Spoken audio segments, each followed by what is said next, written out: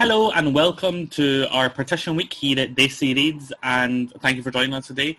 Today we are interviewing the amazing Sudha Bhuchar on her play, Child of the Divide. So morning Sudha, how are you? Morning, good to see you, Sanjay. So just to start this off, would you mind just telling us a bit about yourself? I'm an actor and a playwright, and I co-founded Tamasha Theatre Company with Christine London Smith in 1989.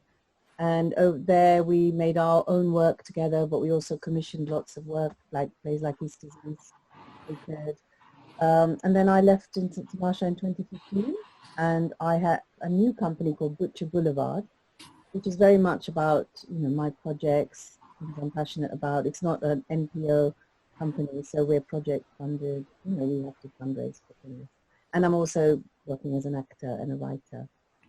Thank you. So just go straight into it. Just asking, the first question is, can you just tell us a bit about Child of the Divide and what led you to write it? What was your inspiration behind the story? Well, it's actually inspired by a short story called Pali by Bisham Sahani.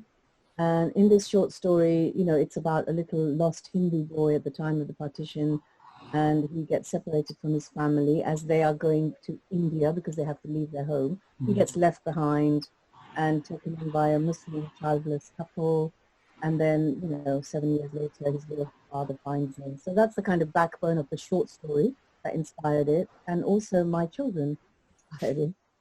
Because my children are dual heritage, I'm Indian, Hindu, married to a Muslim Pakistani origin.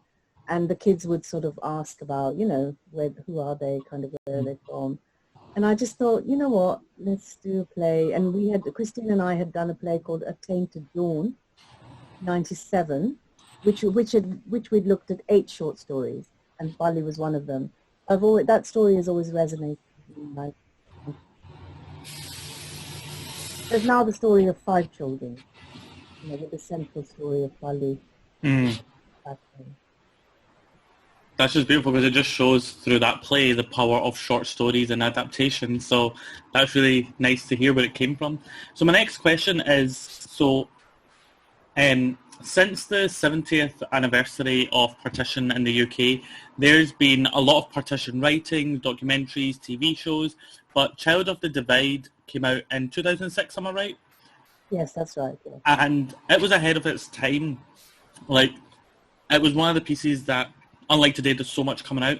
So, in your professional opinion, why do you think it took so long for Partition and that part of history to have such a voice? So, for me, last year when Doctor Who, for example, had a story on Partition, that was the first time so many of my friends, and I'm in my late 20s now, so many of my friends were like, I didn't know about that.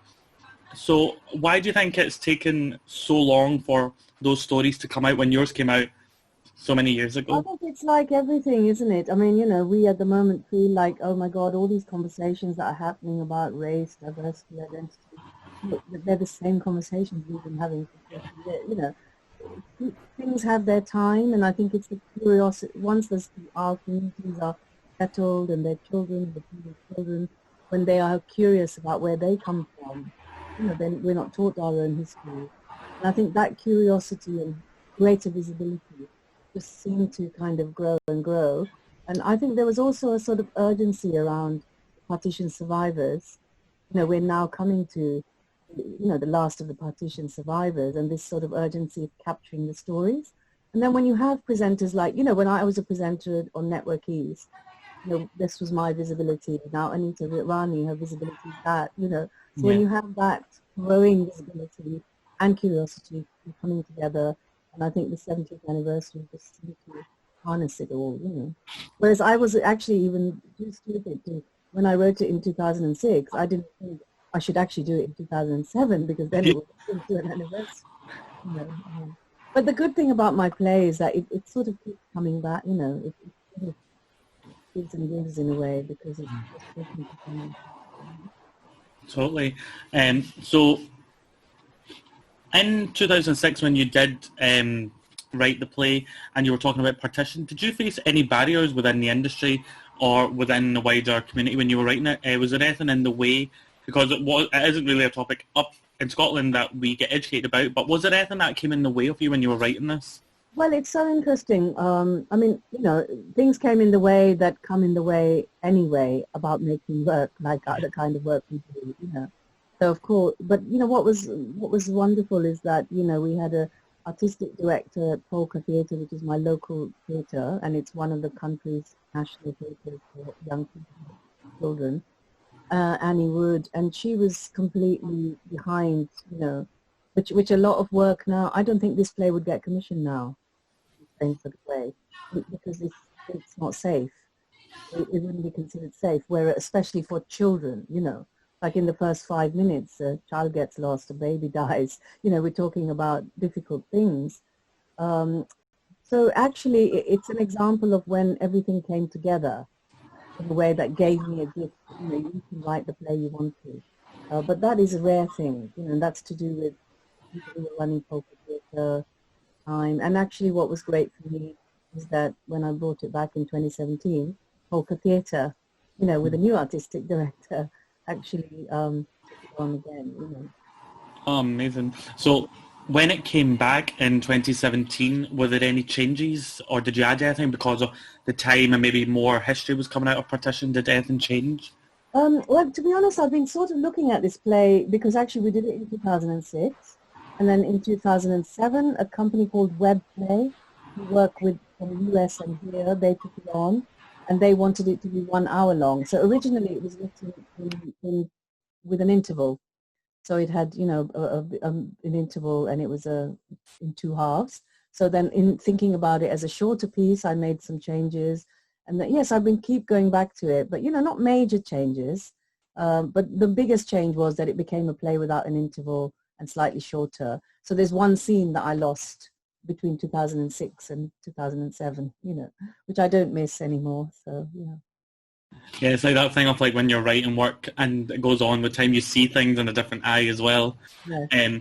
So I just wanted to ask, this is more about yourself. So do you have any connection with yourself with Partition, and have any of those connections inspired your work, not even just Child of the Divide, but any other piece of work that you've worked on yourself? I mean, I obviously, personally, my mother was about 10. So my mother always tells the story, and she lived in a town called Namasher in the Jalandhar district in Punjab, and obviously they had Muslim neighbors, etc. And she tells us how she was on the roof of her house with her father, and the bullet went right between their heads. And she was absolutely traumatized that during that time when all this was happening, she literally took to her bed for about 10 days, until the violence passed. So those are the stories, you hear the stories. And then obviously, I think when you're in a mixed marriage, there is that is part of what you navigate, because your parents, part of what the suspicion of the other is brought out in, not wanting your children to marry the same, that kind of thing. So those are the things that, you do look at and examine as well, I think. As one writer myself, so I'm quite new to the industry. I graduated last year. To yourself, who you've had incredible plays that I've read throughout my career in drama school, I want to ask what advice you would give to new writers who would like to talk about or write about topics like Partition. So, for example, myself, the Iraq War is quite a big thing for my generation. It actually started on my birthday. And these topics sometimes can bring up emotions. They're quite hard to talk about. And I just want to ask, what advice would you give to writers who want to talk about these topics and write about these topics in theatre? I mean, I would definitely say that, if your heart is calling out for you to examine those topics, don't shy away from it. Don't be overwhelmed by the bigness of the canvas, I mean, I've had wonderful advice from, a writer called Lynn Coughlin, who also works a lot in supporting other writers, and my dear friend, the late Philip Osmond. And, their advice was always about, what is your connection to it? So write the play that you can write, that only you could have written, But don't be overwhelmed. Definitely look at what's been written before.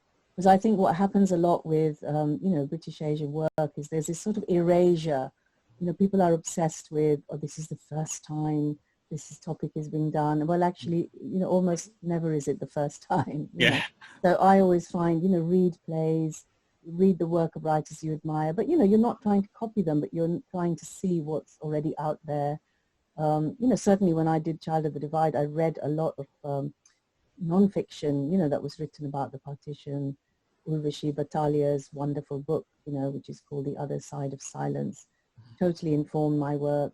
So yeah, just immerse yourself in the world. I always like to look at things from the ordinary person's perspective, the poetry of the everyday. That's my sensibility. Some people might want to look at the whole bigger political questions. So, see what sort of floats your boat in a way. Magic, thank you so much. And that's us now coming to the end. I'd just like to ask, would you like to share with us, because I know Child of the Divide is part of South Asian Heritage Month, would you like to share some details about that? And I also know that you have a copy of your amazing play there just to show people as well. I do. I mean, I've been really lucky that this play, this version is the 2017 anniversary edition. So, my play has actually been published twice, and it's by Methuen, Bloomsbury Publishing. And actually, I would really recommend this version because it's got a wonderful foreword by Professor Ansari and also information about the National Archives. So it sort of puts things in context. And yes, we are teaming up. We're going to be sharing an archive recording of the play, which was done at Z Arts in Manchester. It is an archive recording, but we feel that it's good to be able to offer it to share. It's good to watch it alongside reading it. And then that will be available from the 13th to the 15th with South Asia History Month. And also on the 15th at 6 p.m. we have a panel discussion, which is about, how do you teach, why teach, and how do you teach the history, troubled histories like the partition for British schools. So I'll be on the panel, and also Canon Chancellor Michael Roden, who's from Bristol Cathedral, Iqbal Singh from the National Archives, and we're being interrupted again, but I'm going to ignore it. So yes, please do join us at 6 p.m. on Saturday the 15th. You can join up from Eventbrite, and all the information will be on the Butcher Boulevard website from Wednesday. Magic. Can you spell it out for people? www.butcherboulevard.com. Yes, and we will also add details if you keep a look on Desi Reads Twitter and Facebook accounts. We will be tweeting about this event as well. Thank you so much, Sudha, for taking your time out, and also sorry about all our technical difficulties. Well, sorry about that phone, but I thought I'll just ignore it. Was that all right? Yeah. No, that's totally fine. Really looking forward to the archival showing off. I also agree that we should be showing any type of theatre currently whilst our theatres aren't being seen. So I'm really glad that you are putting this important piece of work during this time out for so many people to see. So thank you.